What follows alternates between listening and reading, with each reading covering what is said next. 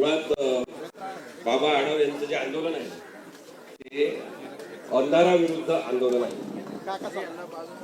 ज्या प्रकारे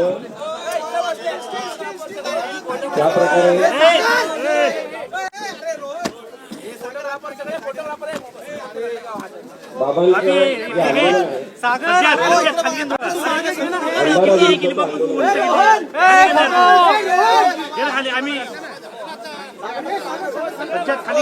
बद्दल सार्वत्रिक शंका लोकांच्या मनात आहे. जे विजयी झाले त्यांच्या विजयाबद्दल सार्वत्रिक शंका लोकांच्या मनात आहे.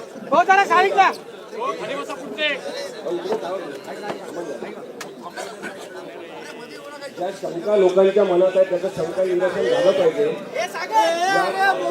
या मागणीसाठी दादा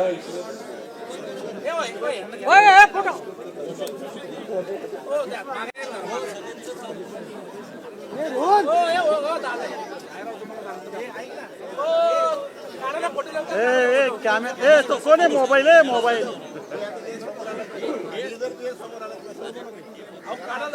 फोटो पटकन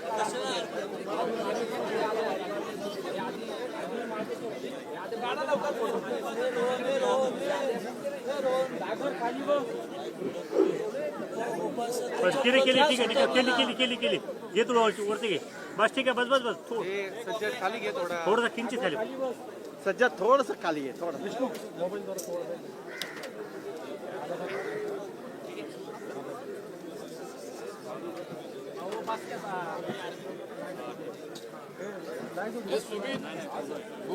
आदित्य बुक घे ऑन कर भाई ऑन आहे ठेव.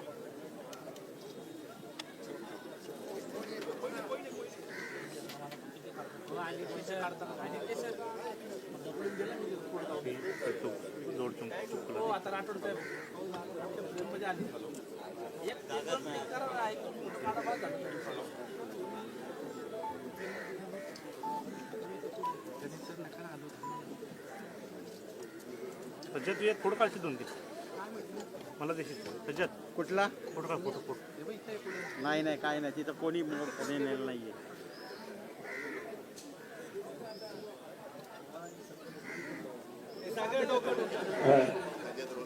माझ्या सर्व बांधवांनी महाराष्ट्राचे मुख्यमंत्री अजित पवार भेटायला आले. आता अजित पवार भेटायला नाही, त्याचा औपचारिक संबंध आम्ही सारखं एकमेकांशी बोलत असतो. मला अजित पवार वेळ किती मागणार ते पण एक विनोद सांगतो. अजय आपकी मंडळी भेटायला मी म्हणाल की अरे इथे महाराष्ट्रात अगोदर एक आप आहे ती बघायला पाहिजे. तुम्हाला माहिती आहे असं कसं अजित अनंतराव पवार म्हणजे आप आणि दुसरं कोणतं असू शकतं.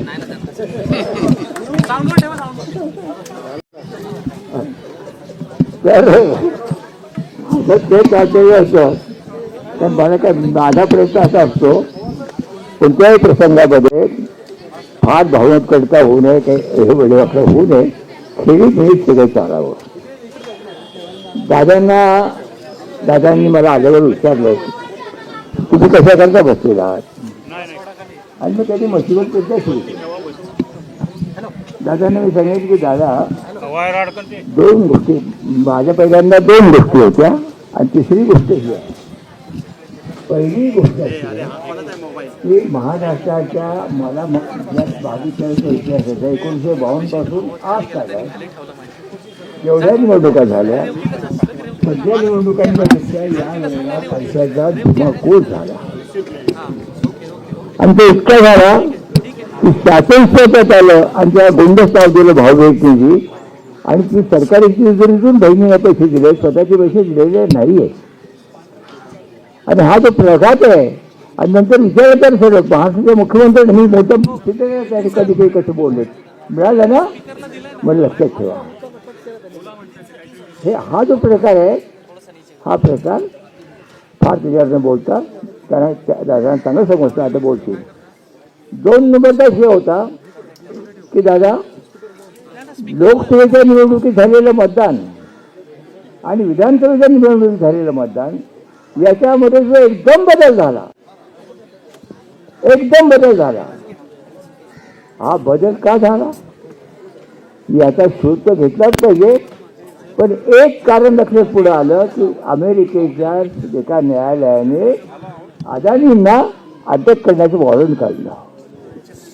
वॉरंट काढण्याचा दिवस आणि आमच्या निवडणुकांचा हा निकाल आणि दिवस हे काय आहे. आणि लगेच पंतप्रधान जाहीर केलं आमचा पाठिंबा यांना तुमच्या. आज म्हणजे काय चर्चा नाही, काही नाही. आता या प्रश्नांच्या बद्दलची चर्चा पार्लमेंटात सुरू काही झालं तर ते म्हणतात चर्चा करायची नाही. आता ही पुष्कळ दाबी काय का माझी. तुम्ही पाठिंबा द्यायत का सांगा. जनतेचा प्रश्न दुसरा कशाला पाठिंबा दिला कळलं पाहिजे. पण पार्लमेंटमध्ये बोलणार नाही, सांगणार नाही, काय काय बोलायचं नाही. आणि सगळे काही अगदी उत्तम झाले असं सांगायचं. या दोन प्रश्नांच्या मध्ये त्याच्यात आणखी हा तिसरा प्रश्न आला. मी बदलायला गेलो, मला दिसायला कमी दिसतात इथे, अंधार असेल याच्यात. माझी पत्नी म्हणाली अहो इथे या, इथे माझं बोट धरलं आणि तुम्हाला इथे करा. माझा हात धरला मोकळा होता. ती म्हणाली अहो मोकळा करू नका, बघायची होईल. मी ते दाबलं आणि दाबल्यानंतर तिकडे आवाज आला. झालं का म्हणे झालं. आता प्रश्न असा आला, यादी पाहिली एवढी प्रचंड आहे ती. या यादीमध्ये माझ्यासारख्या म्हाताऱ्याला ती माझ्यासारखं सांगितली की तुम्ही हात सरळ ठेवाल आणि ते बोट दोन्हीचे बोटे जातील जरा. म्हणून मी मला हात मूठ केली आणि ते बटन दाबायला लावलं. आणि मग माझं असं झालं इथे काहीतरी गडबड होण्याचा धोका आहे. आता मी ह्याच्यात हा विषय आता हे केलं नाही, कारण मी आत्मकक्षाचा मार्ग स्वीकारला असल्यामुळे मी काही तुमच्या विरोधात असं मी आत्मकक्षाचा मार्ग म्हणून मी स्वीकारला किंवा हे बरोबर नाही, काहीतरी गडबड आहे, काहीतरी गडबड आहे. आणि विरोधकांना मी सांगतो तर माझ्यावर जबाबदारी आहे की हे सिद्ध करणं. आता हे सिद्ध करण्यासाठी जुनीमध्ये एक्सपर्ट आहेत, सगळे काही आहे. पण झालं ही गोष्ट खरी की जो चमत्कार घडला लोकसभा आणि विधानसभा याच्यामध्ये अतिशय म्हणजे मतदार एवढे काय नसतात आहेत का शक्य आहे. पण मी त्यांचा अपमान नाही करणार, परंतु यामध्ये निश्चितपणे काही हे झालेलं आहे. तेव्हा हा आणखी एक प्रश्न. नंतर लोक मला सांगायला लागले की बाबा हे आता कटेंगे तुमचं मला आवडलं, तुमचं मी अभिनंदन करतो की तुम्ही तुमचं स्वतःचं समर्थन केलं की मी धर्मनिरपेक्षतावादी आहे, सेक्युलर आहे असं तुम्ही जाहीरपणे सांगितलं. आणि मला मी काय केलं एखादा जी गोष्ट घडली ती सांगितली पाहिजे, ठोकपणे सांगितलं, कुणाला किती आवडून न आवडलं. त्या अशा ह्या काळामध्ये असे जे प्रश्न आणखी लोकांचे प्रश्न पुढे आले. तुमच्या त्या सेक्युलर ह्याच्यातले काय त्याचा बचन घेतो कटेन घेतो ते आता मी तुम्हाला सांगितलं. प्रश्न असा आहे 1952 सालापासून आजतागायत मी आहे, जिवंत आहे, निवडणुका पाहिल्या. दादा दुःख वाटतं मला सांगायला, या वेळेला ज्या पद्धतीचं सरकारी वर्तन दिसलं ते भयानक आहे. तुम्ही सरकारमध्ये आहात त्याबद्दल माझं काही म्हणणं नाही, तो भाग वेगळा आहे. म्हणून पण तुम्ही एक गोष्ट केली, मी आत्मक्लेशाचा मार्ग स्वीकारला आणि तुमच्या सरकारने करा करा असं मी काही सांगत नाही. मी आत्मक्लेशाचा मार्ग गेला, मला ती वेदना होते आणि वेदना इतकी जाणवते की काय चाललं हे गाडं कुठे चाललंय. खरे प्रश्न महत्वाला जाऊन काहीतरी खुळखळे वाजत राहणार लोकांना हे बनवणार आपण. तुम्ही भावभीट केलीत ना ठीक आहे, अरे पण स्वतःच्या पैशाने काय ना तू सरकारच्या पैशाने काय करताय. आणि जे तुम्ही द्यायला पाहिजे देत नाही. तुमच्याकडे जे मागण्या केलेल्या आहेत की आमच्या गरीब कष्टकऱ्यांना बायांना पेन्शन चालू करा. आज तुम्ही दिलेत पैसे 60 वर्षाच्या पुढच्या म्हाताऱ्याला दिलेले नाही. मी त्या अशी मागणी पण करणार नाही. मी मागणी करेन पेन्शन द्या प्रत्येकाला. याचं कार्डातून 65च्या पुढचं हां 65च्या पुढचंच आहे आणि द्यायला केलं नाही. तू ते माझी मागणी नाही आता परत सांगतो. पण सांगतो काय घडलं ते. बाई म्हणाली मला मी बाजार गेलो, आम्ही पूर्ण वाजवायचा कार्यक्रम होता. बाई म्हणाली बाबा आपल्याला नाही काय मिळालं, आपण 60च्या पुढे गेलो. आणि मग ती म्हणलं काय झालं, काय याचं म्हणजे देवीचे घेतलं आणि देवीला प्रवाह बाकी काय याच्यात काय खरं काय? हे गरिबांचं हे दुखणं आहे हा मुद्दा. आणि आता हा आणि जो आणखी एक हिच्यामध्ये आणखी एक कधी की अदानींना तो वॉरंट म्हणजे पकडला जाईल आणि ते पकडल्यावर निघाल्याबरोबर देशाच्या निवडणुकांचा त्याचा अर्थात तुम्ही त्या बघा. आणि अदानींनी जी खटपट केली ती एवढी केलेली आहे. आणि आम्हाला दिसतं की हा मुद्दा हा फॅक्टर दुर्लक्षण चालणार नाही. परकीय हस्तक्षेप होणं आणि ते कसं निवडणुका जिंकण्यासाठी काही भारतीय नाव घेऊन करत असतील तर त्याचा सुद्धा शोध घ्यायला पाहिजे. दुर्लक्ष करून चालणार नाही. भारतीय साहेब माझं म्हणणं नाही या प्रकरणाचा शोध घेतला गेला पाहिजे. सकाळी पवार आहे शिवसेना पवार त्यामुळे ते सांगितलं ते काही बोलले नाही त्याच्यावर. पण मी तुम्हाला मुद्दाम सांगतो आताही मुद्दाम सांगतो की हे जे सगळं झालं आहे ते असे बरेच प्रश्न आहेत. सगळ्या प्रश्नांची मी हे लावणार नाही. पण माझं म्हणणं एवढंच आहे माझं काहीच म्हणणं आहे माझ्यासारख्या एका सुजाण नागरिकाला हे खूप आहे. आणि हे खूपच असताना झालं कोणतं जनतेचे प्रश्न द्यायचे असे तर तुम्हाला पाहिजे तुम्ही पवार आहात आणि आम्ही काय बोलणार. जे काही चालले लोकांच्या जवळ पुढे जणू काही तेच प्रश्न जनतेचे प्रश्न आहेत. जनतेचे प्रश्न मागे राहिले. मी सांगितलं माझ्या व्यवस्था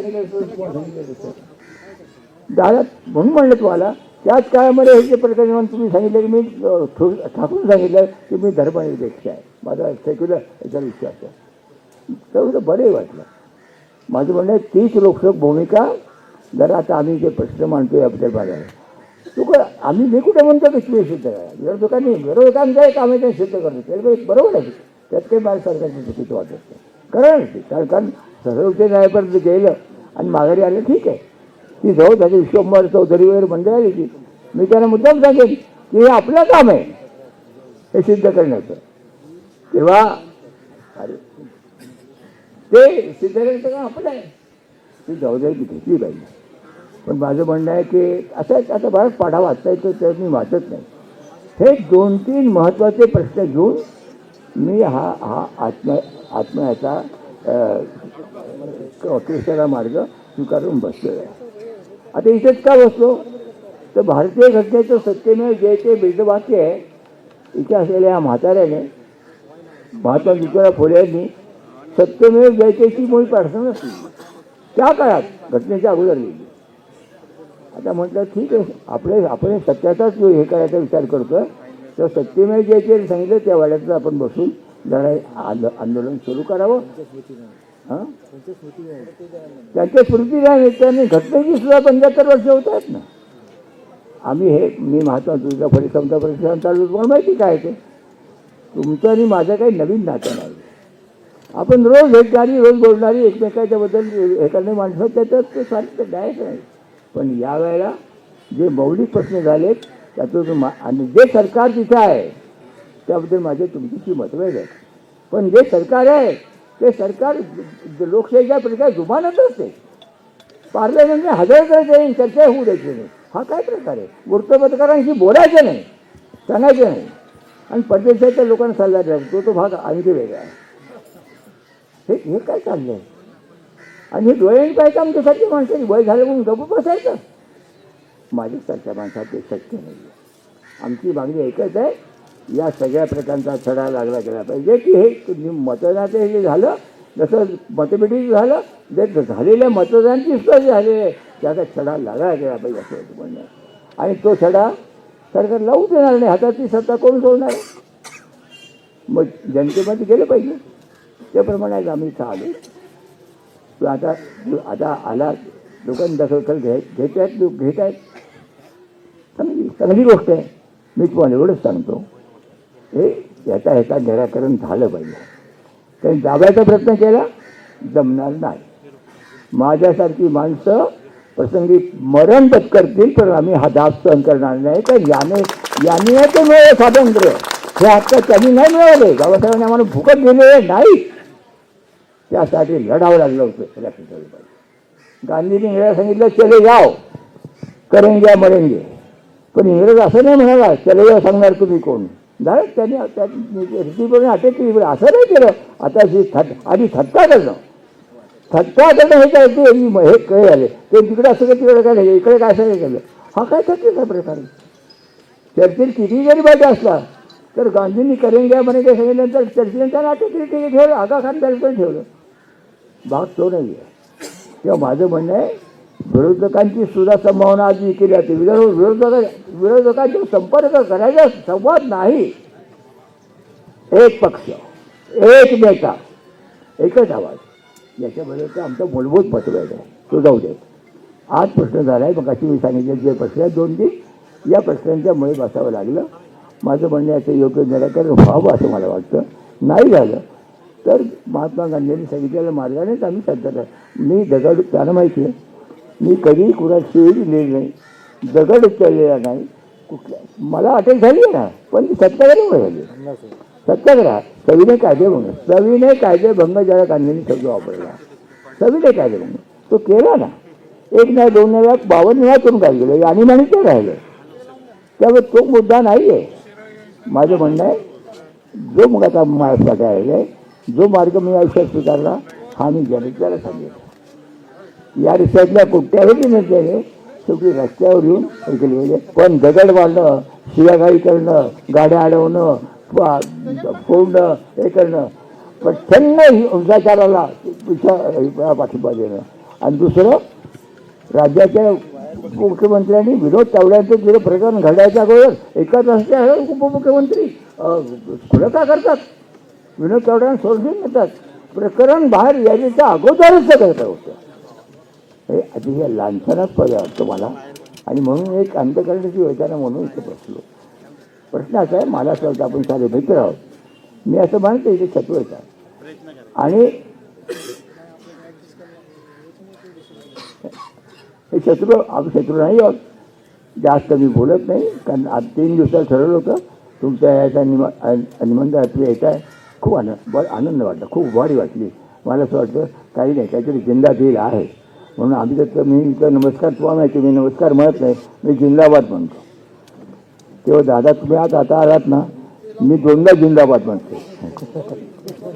बघूया तर मग कारण आम्ही एकमेकाला ओळखतो. सत्याला समोर जाण्याची चांगली सगळ्यांची आहे. सत्ता हातात टिकवण्यासाठी ते भाग वेगळे आहे. पण आमचं म्हणून तुम्ही आल्याबद्दल मी तुम्हाला धन्यवाद देतो. तर तुम्ही आता बोला पण मी एवढंच मला सांगतो की तुम्ही आला ते बंद ठीक आहे. पण जर मला काही असं काही वाटतं दाद मिळाली नाही तर मात्र हे आंदोलन शांततामय मार्गाने जर काही नाही करता पुढं कसं न्याय देता येईल ते न्यायाचा मी प्रयत्न करीन. पण मी असं उगाच असं वाया जाऊ देणार नाही. एवढंच तुम्हाला विनम्रपणे सांगतो. तुम्ही आलात त्याबद्दल तुम्हाला मी धन्यवाद देतो. आपण बोला.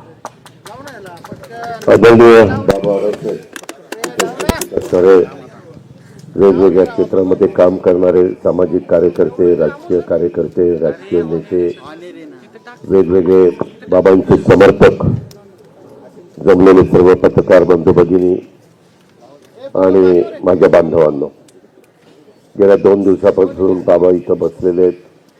मी खरं तर दिल्लीला गेलेलो होतो परंतु काल मी दिल्लीतून आल्यानंतर मी ठरवलेलं होतं की आज पुण्याला जाऊन बाबांना भेटायचं. आणि त्या प्रकारे आल्यानंतर आदरणीय बाबांना त्यांनी सांगितलं कोणते 3-4 कारणाकरता ते आत्मक्लेश करण्याच्या करता इथं बसलेले. इथं महात्मा ज्योतिराव फुले सावित्रीबाई फुले यांचा वाडा सुरुवातीलाच त्या दोघांनाही अभिवादन करतो. शिवशाहू फुले आंबेडकर सर्वांनाच मी अभिवादन करतो. एक गोष्ट खरी आहे संविधान आपल्याला दिलेलं आहे बाबासाहेबांनी त्याच्याप्रमाणे प्रत्येकाला आपलं आपलं मत मांडण्याचा आपली आपली भूमिका मांडण्याचा अधिकार आहे. त्या पद्धतीनं बाबांनी मांडला. बाबा खरं तर काही गोष्टी निवडणूक आयोगाशी संबंधित आहे काही त्यांना स्वायत्तता दिलेली आहे काही गोष्टी सुप्रीम कोर्टाशी संबंधित आहे त्यांनाही आपलं म्हणजे त्यांचा तो अधिकार आहे तो बऱ्याचदा त्यांनी तशा पद्धतीनं स्वतःला जे योग्य वाटतं बेंचच्या पुढं वगैरे असे निकाल दिलेले. आता तुम्ही मला म्हणाला की मी स्वतः मतदानाला गेलो. खरं तर आपल्यासारख्या वयस्कर लोकांना मतदानाच्या ठिकाणी जाऊन त्रास रांगेत उभं राहायला लागू नये म्हणून यावेळेस निवडणूक आयोगाने 85 वर्षाच्या वरच्या व्यक्तींना घरी येऊन मशीन नेऊन, आता माझी आई 87 वर्षाची, तिला घरी विचारलं तुम्ही कुठल्या दिवशी आहात आणि तिथं ते आले आणि तिचं मत त्या ठिकाणी करून घेतलं. तसं आपलंही मत त्यांनी घरी येऊन घेतलं असतं, परंतु तुमच्यासारख्यांना घरी येऊन मतदान करणं कदाचित योग्य वाटलं नसेल आणि म्हणून ही जी काही निवडणुकीची पद्धत आहे त्या प्रकारे आपण स्वतः तिथं गेला आणि त्याचं एक उदाहरण दिलं.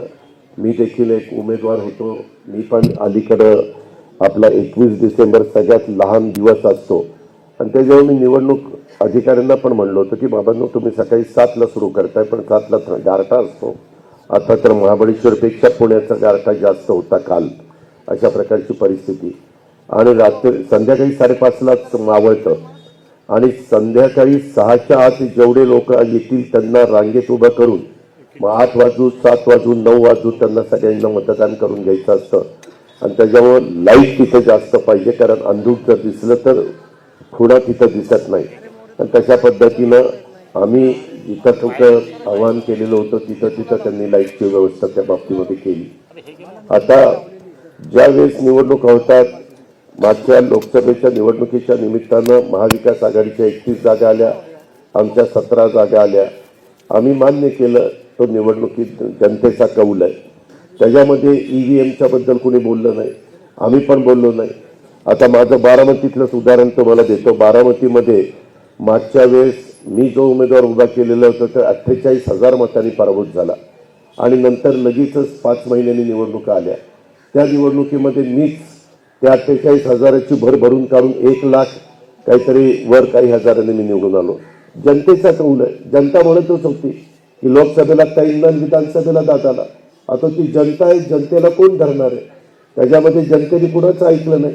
माझं स्वतःचं उदाहरण मी सांगतो की जी गावं मला मायनस गेली होती ते सगळे प्लस गेली आणि त्यांनी सांगितलं यावेळेस आम्हाला तुम्हाला द्यायचं आहे, आम्हाला विधानसभेमध्ये तुम्ही गेला पाहिजे.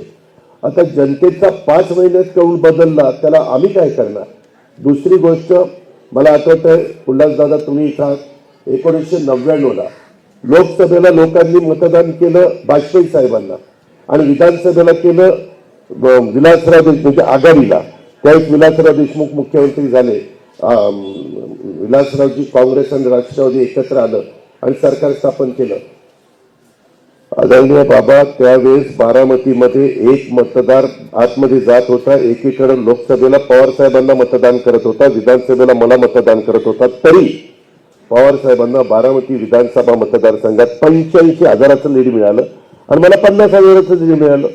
मी असं म्हणलो नाही 35,000 मला का कमी पडली. लोकांचा कौल आहे. काहींना इकडं विधानसभेला जिथलं नव्हतं मत द्यायचं, हा जनतेचा कौल आपण मान्यच केला पाहिजे ना. आणि मी आजपर्यंत तुमच्याबरोबर अनेकदा तुम्ही ज्या क्षेत्रामध्ये काम करताय त्या ठिकाणी आपण अनेकदा बसलो, अनेकदा चर्चा केली, मार्ग काढले.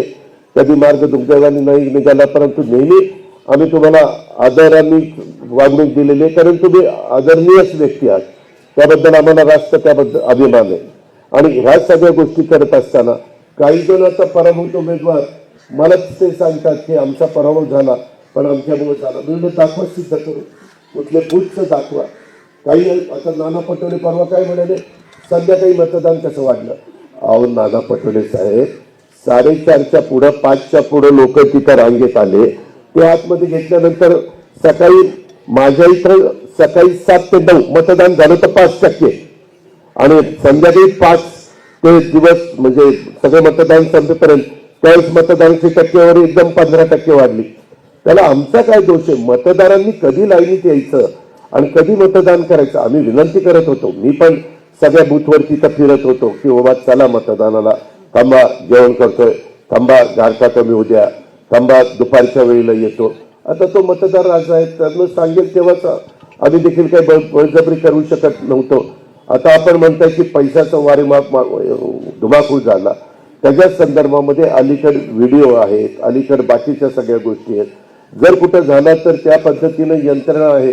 आपल्या इथं तर बाकीच्या सारखं इतर राज्यामध्ये जसं काही बूथ वगैरे कॅप्चरिंग चालतं तसं मला तरी महाराष्ट्रात कुठं पाहायला मिळालेलं नाहीये. महाराष्ट्राने जनतेने कौल दिला. हे झालं असं, तुम्ही म्हणला तुम्ही प्रलोभन दाखवलं. जेव्हा का लोकसभेला दारुण पराभव झाल्यानंतर मीच फायनान्स मिनिस्टर होतो. मीच माझ्या फायनान्सच्या लोकांना घेऊन बसलो. आपल्याला काही चांगल्या पद्धतीनं लाभार्थ्यांना लाभ द्यायचा आहे आणि त्याचा काही परिणाम होतोय का बघायचं आहे, गरिबांना द्यायचं आहे. जातपात धर्म भेदभाव करायचा नाही. आणि मी बसलो, माझं 6.5 लाख कोटीचं बजेट होतं माझं, म्हणजे आपल्या सरकारचं, आणि त्याच्यातनं मी म्हटलं 75,000 कोटी रुपये बाजूला काढा, 45,000 कोटी रुपये लाडक्या बहिणीला द्यायचे, 15,000 कोटी रुपये त्या 3, 5, 7.5 हॉस्पिटलच्या वीज माफीला द्यायचे, आणि बाकीचे 3 गॅस सिलेंडर वगैरे असं संपूर्ण 75,000 करोड रुपये काढला. तेवढं आपल्याला भार उचलावं लागेल. मला फायनान्सच्या लोकांनी सांगितलं की दादा ह्याच्यामध्ये जर 10% बचत केली तर आपले 65,000 कोटी रुपये वाचतात. म्हणजे आपण करू. मलाही कठोर निर्णय घ्यायची सवय, मी काही तसा कोणाची आयगाई करणार नाही, आणि ते निर्णय घेतले. तुम्ही म्हणताय की तुम्ही एक प्रकारचे दिले, ते आमच्या घरचे पैसे नव्हते, ते जनतेचे पैसे होते. जनतेचा कारभार करताना, लोकाभिमुख कारभार करत असताना, मग तसं संजय गांधी निराधार अंतोले साहेबांनी त्यावेळेस 60 रुपये सुरुवात केली. आज आम्ही आता ते 1,500 रुपये करून घेतले. निराधार लोकांना पैसे चालूच आहेत, तेव्हापासून आजपर्यंत चालू आहे. कुठं बंद केले? आम्ही काही लोकांशी बोललो तेव्हा कुठल्या योजना जास्त पॉप्युलर आहेत. आम्हाला शिवराजसिंग चौहानांनी सांगितलं की माझ्या इथं लाडली बहिणा ही योजना पॉप्युलर झाली, आणि त्याच्यामध्ये ते गेले 15, 13, 17 वर्ष तिथं मुख्यमंत्री राहिलेले आहेत. आता ते कृषी मंत्री झालेले आहेत. त्यांनी योजना दिली. त्या कर्नाटकमध्ये देखील काँग्रेसवाल्यांनी योजना दिली नाही का? त्यांनी तर फुकट काय ते एसटी दिली, तिथली ट्रान्सपोर्ट, ते फुकट दिलं. बरंच काय काय केलं. आता त्यांच्यावर ताण आलाय म्हणतात. आपमध्ये स्वतः पंजाबच्या मुख्यमंत्र्यांनी कितीतरी योजना मोफत दिल्या. ते स्वतः केजरीवाल साहेब म्हणतात इतक्या युनिटपर्यंत वीज मोफत, इतक्या लिटरपर्यंत पाणी फुकट वगैरे वगैरे. तो त्यांचा अधिकार. लोकशाही पद्धतीनं निवडून आलेल्या सरकारने काय द्यायचं? आणि आम्ही तरी 1,500 रुपये दिले. ज्यांचा जाहीरनामा आला त्यांच्या जाहीरनाम्यात 3,000 रुपये केले. त्याच्यामध्ये 3,000 रुपये करून मग त्यांनी पण एक प्रकारचं प्रलोभन दाखवलंच ना. आम्ही जसं तुम्ही आम्हाला दोष देता तसं त्यांनी 3,000 ग्रॅज्युएट लोकांना सांगितलं तुम्हाला आता 4,000 रुपये महिना देणार आहे. अजून कुणाला तरी सांगितलं 3 लाखापर्यंत कर्जमाफी करणार आहे. मागे आम्ही 2 लाखापर्यंत गेलेली होती. 3 लाखापर्यंत त्यांचा सगळा आकडा मी काढला. 3 लाख कोटीला गेला होता. 3 लाख कोटी तर देऊच शकत नव्हते. मलाही माहित होतं. मी तर जाहीर आवाहन केलेलं होतं, चला एका स्टेजवर या, तुम्ही 3 लाखातनं कसे पैसे उभे करणार ते दाखवा. आम्ही 65,000 75,000 कसे उभे करतो दाखवलं. या वेगवेगळ्या गोष्टी आहेत. आता बाबा तुम्ही वंदनीय व्यक्ती आहेत, आदरणीय व्यक्ती आहेत, वडीलधारी व्यक्ती आहेत. ह्या सगळ्या गोष्टी करत असताना तुम्ही आत्मक्लेश, तुम्हाला जे वाटतं ते तुम्ही करू शकता, तो तुमचा अधिकार आहे. तो लोकशाहीने दिलेला आहे, संविधान दिलेलं आहे, घटनेने दिलेला आहे. पण ह्या बाकीच्या ज्या काही गोष्टी आहेत, मागं पण वेळोवेळी केंद्र सरकारमध्ये आपल्या मनमोहन सिंगांचंही सरकार असताना कितीतरी दिवस लोकसभा बंद पडलेली होती. नुसतं जायचं, तिथं सह्या करायचे, आणि लागोपाठ किती तुम्ही रेकॉर्ड काढा. अशा घटना वेगवेगळ्या ठिकाणी घडल्यात. जरूर आता ह्या चर्चा झाली पाहिजे. तुम्ही ते अदानीचा मुद्दा काढला. चर्चा तर करायला कुणाची ना नाही. काही काही ठिकाणी आपल्याला मार्ग निघत नाही, त्यावेळेस आपण कोर्टामध्ये जातो. बरं, कोर्टात जात असताना सुप्रीम कोर्टाने लगेच सांगितलं ईव्हीएमच्या बद्दल तुमच्या बाजूने निकाल लागला की तुम्ही म्हणता ईव्हीएम चांगलं, तुम्ही पराभूत झाला की तुम्ही ईव्हीएमला दोष देता. आणि तसंच झालं. हेच लोकसभेला मात्र ईव्हीएम चांगलं होतं महाराष्ट्रात, का तर 31 जागा आल्या आणि आमचा दारुण पराभव झाला. आणि इथं मात्र लगेच ईव्हीएमच्या बद्दल मुद्दे काढायला लागले, म्हणजे पॉलिटिकल लोक. हे सगळं आहे. म्हणजे आमच्याकडे पण प्रत्येक गोष्टीला उत्तर त्या बाबतीमध्ये आहे. पण आपण जे म्हणताय, मी दिल्लीला गेल्यानंतर जरूर पार्लमेंटच्या हे असतात, सेक्रेटरी नाही, मिनिस्टर असतात, संसदीय कामकाज मंत्री, त्यांना आम्ही सांगू की बाबा तो विषय चर्चेला घ्या. चर्चेतनं झालं काय असेल ते पुढं त्या ठिकाणी येईल. आणि बऱ्याचदा ह्या संदर्भात सुप्रीम कोर्ट पण निकाल देतं, हेही आपण वेळोवेळी त्या बाबतीमध्ये बघितलेलं आहे. पण आता इथं माझ्याबरोबर सुनील आला. सुनील 3,000 मतांनी पडला. मग त्यांनी म्हणायचं का तिथं ईव्हीएमनी काहीतरी दोष दिला. त्याच्यामध्ये कुणाला पैसे भरून पुन्हा रिकाउंटिंग करता येतं, त्याच्यामध्ये बघता येतं. पण तो टोटल मारल्यानंतर सगळे आकडे तिथं येतात. आता लोकांनी लाडली बहिणांनी आम्ही फिरत होतो ते म्हणत होते की चांगली योजना आहे, पहिल्यांदाची योजना आली आणि आम्ही गरिबांनाच देण्याचा प्रयत्न केला. जी काच गोळा करते, जी झाडू पोछा करते, जी कचरा गोळा करते, जी स्वयंपाक वेगवेगळ्या घरी जाऊन स्वयंपाक करते, धुणं भांडी धुती, असल्याच खुरपणीला जाती, असल्याच महिलांना दिले ना. त्या बिचाऱ्यांना आता तिथं एक समाधान व्यक्त करतात आणि त्यांनाही त्याच्यातनं थोडी फुलाची पाकळी, त्याच्यातनं फार काही त्यांचं साधणारे अशातला काही भाग नाही. आणि ज्यांनी पण इतरांनी पण दिलेल्या योजना बघा ना, त्यांनी पण वेगवेगळ्या प्रकारच्या लाभ दाखवण्याचाच प्रयत्न केला आणि अशाच पद्धतीनं त्यांचा जाहीरनामा तुम्ही बघा, आम्ही दिलेला जाहीरनामा बघा, अशा बऱ्याचशा गोष्टी त्याच्यामध्ये आहेत. पण आम्हाला वाटतं की या संदर्भामध्ये सुप्रीम कोर्टाने ऑलरेडी सांगितलेले EVMच्या संदर्भामध्ये पुढे आता तक्रार करत बसू नये. तरी देखील कोणी सिद्ध करून दाखवलं. मी पण पूर्वी आघाडीमध्ये काम केलं, आम्हाला पण आघाडीमध्ये सांगायचे की दादा असं केलं की असं होतं, तसं केलं की तसं होतं. मी दाखवलं EVM मशीन ठेवून दाखव म्हणलं मला करून, कुठंच काही दाखवलं नाही, काही नाही. सांगताना सगळे सांगतात EVM मध्ये असं होतं, EVM मध्ये तसा घोटाळा होतो, असा घोटाळा होतो. पण अजूनपर्यंत ऑन मशीन कोणी सिद्ध करून दाखवलं नाही. इथंच असणाऱ्यांनी पण सिद्ध करून दाखवलं तर आम्ही पण त्यांना त्या निवडणूक आयोगाच्या पर्यंत नेण्याचं किंवा महाराष्ट्राचे निवडणूक आयोगाचे जे प्रमुख आहेत राज्याचे त्यांच्यापर्यंत नेऊन बाबा हे तपासा. कारण वेळोवेळी ते संपूर्ण मागे पण एकदा 2014ला थम्पिंग मेजॉरिटी मोदी साहेबांना मिळाली, तेव्हाही आम्हाला सांगितलं घोटाळा झाला, EVM मध्ये घोटाळा झाला, कुठलंही बटन दाबलं की कमळाला जाते, कुठलंही बटन दाबलं की कमळाला जाते.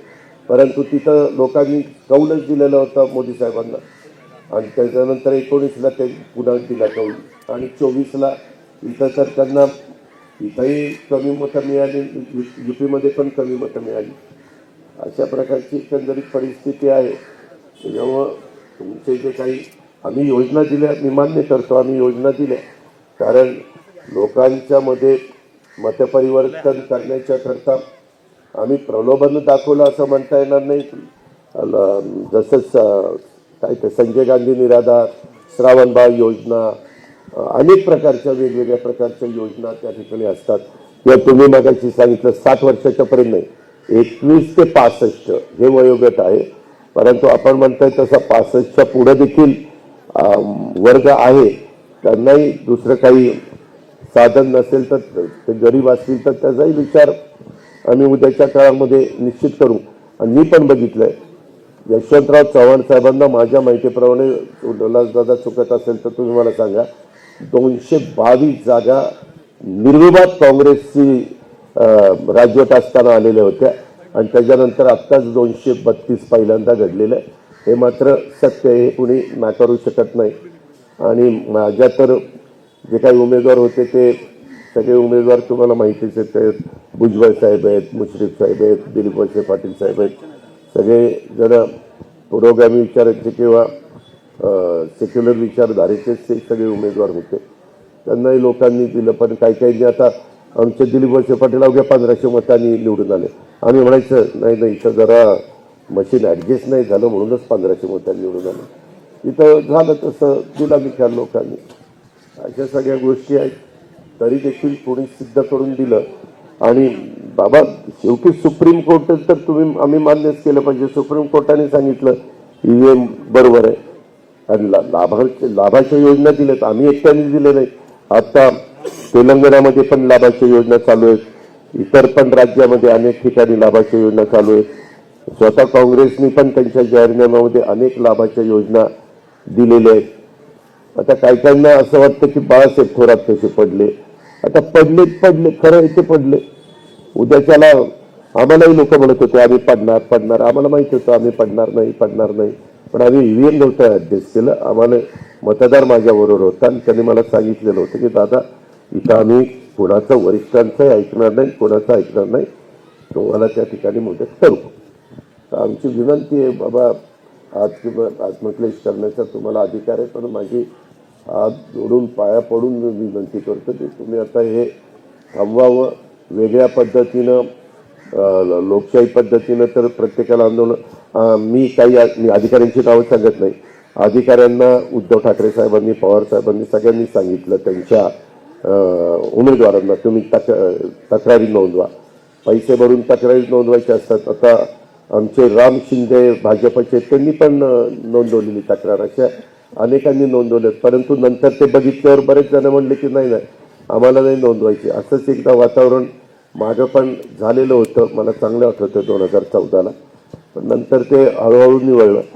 आता कर्नाटकचं राज्य ताब्यात आलं काँग्रेसच्या, मग तिथं ईव्हीएम चांगलं आणि हरलं की ईव्हीएम खराब. असं कसं आपचं पण पंजाब थ्रूआउट आप आलं, दिल्लीत थ्रूआउट आप आलं, मग तिथं ईव्हीएम चांगलं. असं म्हणजे मला तर काही तुम्ही इतके वडीलधारी आहात की मी त्याच्याबद्दल जास्त आपल्याला सांगू शकत नाही, तो मला अधिकार पण नाही. पण आमची हात जोडून विनंती आहे, शेवटी मी एक आत्ता जरी आलेलो असलो तर काळजीवाहू सरकारचा प्रतिनिधी म्हणून विनंती करतो आणि उद्याच्याला शपथ झाल्यावर पुन्हा सरकारचा प्रतिनिधी म्हणून पण सांगेन. परंतु आत्ता तरी आम्हाला राज्यपालांनी काळजीवाहू सरकार नवीन येईपर्यंत पाहायला सांगितलेलं आहे. मी एक नागरिक म्हणून पण आलेलो आहे, एक कार्यकर्ता म्हणून पण आलेलो आहे आणि काळजीवाहू सरकारचा प्रतिनिधी म्हणून पण आलेलो आहे आणि माझे वडीलधारी म्हणून एक लेखाच्या नात्याने पण तुमच्याकडे मी आलेलो आहे. धन्यवाद.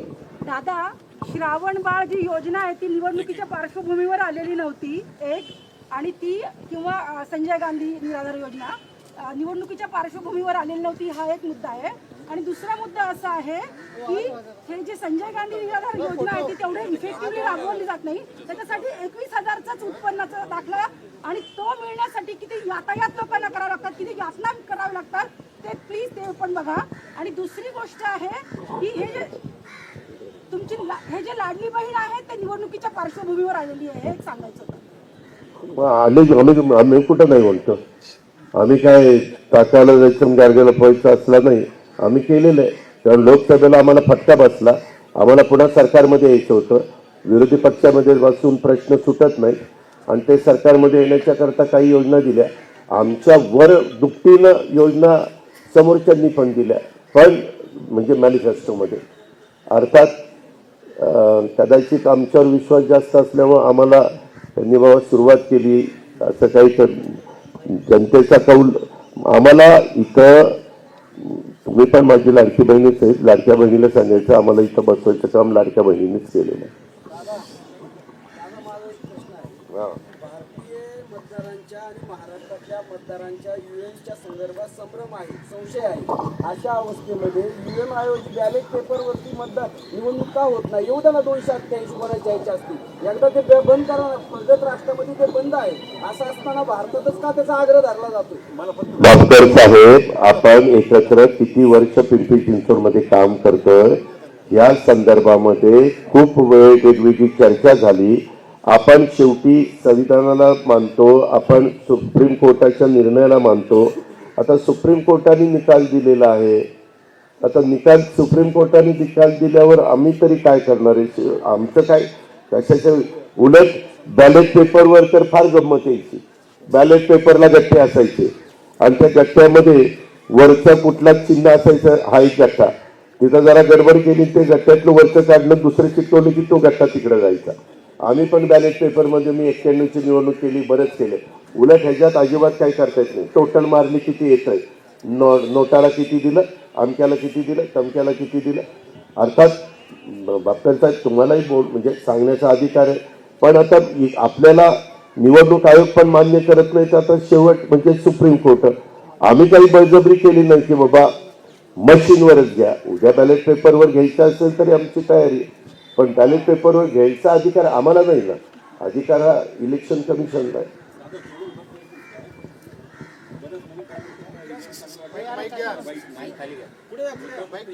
लोकशाही असायला पाहिजे पहिलं तत्व, आणि लोकशाही आहे हे दिसायला पाहिजे हे दुसरं तत्व. मग त्या तत्वाला अनुसरून काय हरकत आहे जर बॅलेट पेपरवर लोकांच्या मनात संशय एका रामाने राज्य सोडलं, आता तर रामावाले सत्तेत बसले, तर एवढी माणसं जर परंतु तो निकाल सुप्रीम कोर्टाने द्यावा ना. सुप्रीम कोर्टात मॅटर केली की नाही, आता सुप्रीम कोर्टाने तिथं केस जायच्या आधीच सांगितलं तुम्ही पराभूत झाला की तुम्ही म्हणता EVM खराब आणि जिंकून आला की तुम्ही म्हणता सगळं चांगलं आहे असं त्यांनीच बोलले.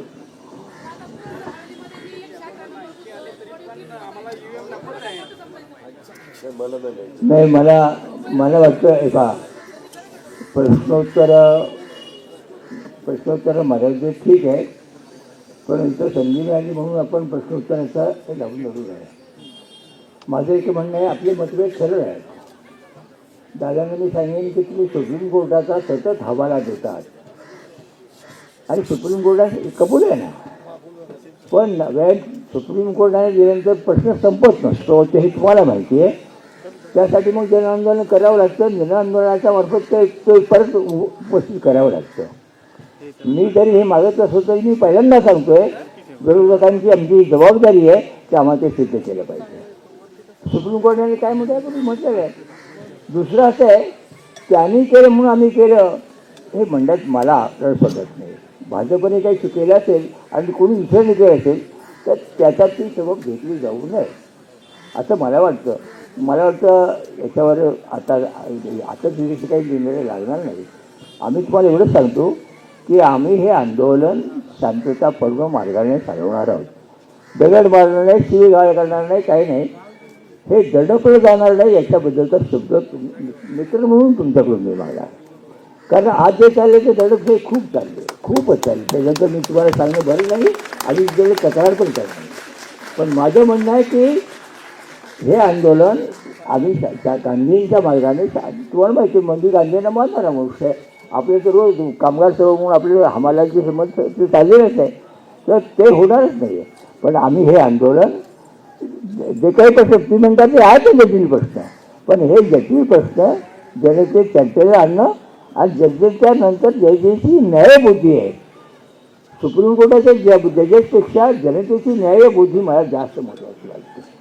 आणि ती न्यायबुद्धी तिला आवाहन करतोय तर मला वाटतं तोच प्रयत्न चिरडून टाकू नाही एवढंच पाहिजे. म्हणणं तुम्ही नाही ते करणार, पण करणारे इथे बसलेले आहेत ते चिरडला जाऊ नये एवढंच पाहिजे. पण आणि चिरडायला जाल तर त्रास होईल.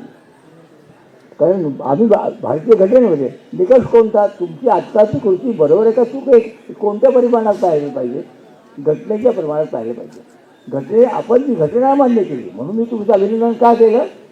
तुम्ही स्वच्छ सांगितलं की तुम्ही धर्मनिरपेक्षवादी आहे, तुम्ही घटनेतलं बोललात. ते जसं आलं आहे तसं बाकीच्या बाबतीत सुद्धा आपण लोकशाही मान्य केले, समाजवाद मान्य आहे, सगळं मान्य केले. त्या अनुषंगाने सर्व उभं करणं आम्हाला आमचं कर्तव्य आहे. मी आत्मकथेचं आंदोलन करू का हा त्याचा भाग आहे. तुम्ही त्याचं संभावना केली त्याबद्दल मी तुम्हाला धन्यवाद देतो. पण तुम्हाला एवढंच सांगतो, हे जे आंदोलन आता सुरू झाले त्यात काही विधायक बाजू आहे, काही चळवळीच्या हक्काची बाजू आहे. कृपया हे चिरडलं जाणार नाही आणि चिरडलं जातात तुमच्यासारखा मनुष्य ते पाहत बसणार नाही ही मला खात्री आहे. तुम्ही आलात, आनंद वाटला, खूप बरं वाटलं. बाबा म्हणले त्याचा प्रत्यय आम्हाला त्या 3 दिवसाचा झाला. 28 नोव्हेंबरला महात्मा फुलेंच्या स्मृती दिना दिवशी तुमचे मंत्रिमंडळातले चंद्रकांत म्हणजे मागच्या मंत्रिमंडळातले, आता नाही मंत्रिमंडळ, ते फुल्यांना अभिवादन करायला गेले आणि आपल्याला समोर पण भेटले नाही. त्याच मंत्रिमंडळातले तुम्ही मंत्री, त्यामुळे तुम्ही अजित पवार आणि बाबा आढाव यांच्यातलं जे संबंध आहे ते म्हणून पण तुम्ही आलेला आहात. आणि जे आंदोलन वाढल्यानंतर त्याचा जो काही बाबा म्हणले तसं तो चिरडण्यासाठी जो प्रयत्न झाला तर तुम्ही जशी कटेंगे तो कटेंगे याला ठाम विरोध केला. काही अशा उमेदवारांना उमेदवारी दिली की ज्याच्याबद्दल तुम्हाला विरोध होत होता, तशीच भूमिका तुम्ही घ्याल अशी तुमच्या आगमनाने आम्हाला खात्री वाटते. तुम्ही इथं आल्याबद्दल थँक्यू, धन्यवाद. हे अजिबात चिरडलं जाणार नाही. किती स्वखुशीने बाबांना, आदरणीय बाबांना इतके दिवस बसायचं मी आत्ता तर विनंती केलेलीच आहे. परत आता उद्धव ठाकरे साहेब पण इथे येत आहेत, वेगवेगळे राजकीय नेते मंडळी येणार, बाबांना भेटणार, ते समर्थन करणार. आम्ही विनंती सोडा म्हणून करणार, परंतु अजिबात कुठलाही बाबा आता मी बरोबर कलेक्टर आणले, CP आणले, सगळे अधिकारी आणलेले आहेत. परंतु मी आता जाताना पण त्यांना सांगेन या असलं काही आपल्याला करायचं नाही.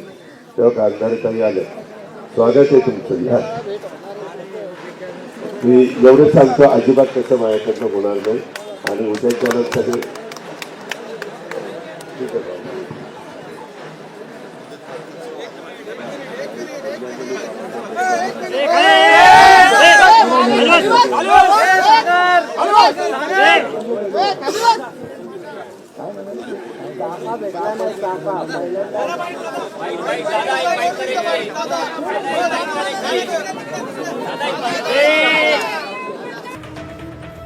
मतांच्या लांगूल चालना करता अशा प्रकारे जर तलवे चाटण्याचं काम उद्धव ठाकरे तुमची पार्टी करणार असेल, तुम्ही जर वोट जिहाद करणार असाल, तर आम्ही मतांचं धर्मयुद्ध केल्याशिवाय या ठिकाणी थांबणार नाही.